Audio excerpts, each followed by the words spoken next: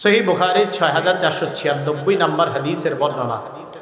এই হাদিসের মধ্যে আছে ক্বালা রাসূলুল্লাহ সাল্লাল্লাহু আলাইহি ওয়াসাল্লাম, আল্লাহ নবী বলেন, ইদা দুকিয়াতিল আমানা ফান্তাজিরিস সাআ। আমানত যখন উঠিয়ে নেওয়া হবে, আমানত যখন উঠে যাবে, তখন তোমরা কিয়ামতের অপেক্ষা করবা। সাহাবা প্রশ্ন করলেন, কাইফা ইদাআতুহা ইয়া রাসূলুল্লাহ, আমানত উঠে যাওয়ার পদ্ধতিটা কেমন আমাদেরকে আপনি বলেন। আল্লাহ নবী বললেন, ইদা উসনিদাল আমরু ইলা গায়রি আহলিহি, অন্য বর্ণনায় ইদা বুসিদাল আমরু ইলা গায়রি আহলিহি ফান্তাজিরিস সাআ। কোন বিষয়ের দায়িত্ব যখন অযোগ্য ব্যক্তিকে দেওয়া হয়, তখন কিয়ামতের অপেক্ষা করবা।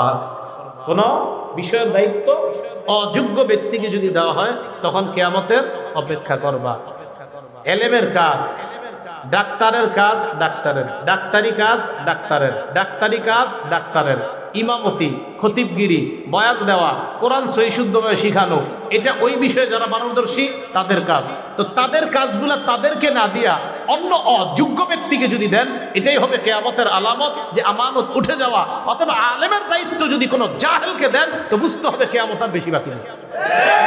এটা মাথায় রাখবেন। এটাই বললেন রাসূল আকরাম সাল্লাল্লাহু আলাইহি সাল্লাম, ইদা দুকিয়াতিল আমানা, আমানত যখন উঠিয়ে নেওয়া হবে, ফান্তাজিরিস সাআ, রাসূল সাল্লাল্লাহু আলাইহি সাল্লাম বললেন, তখন কিয়ামতের অপেক্ষা করবা।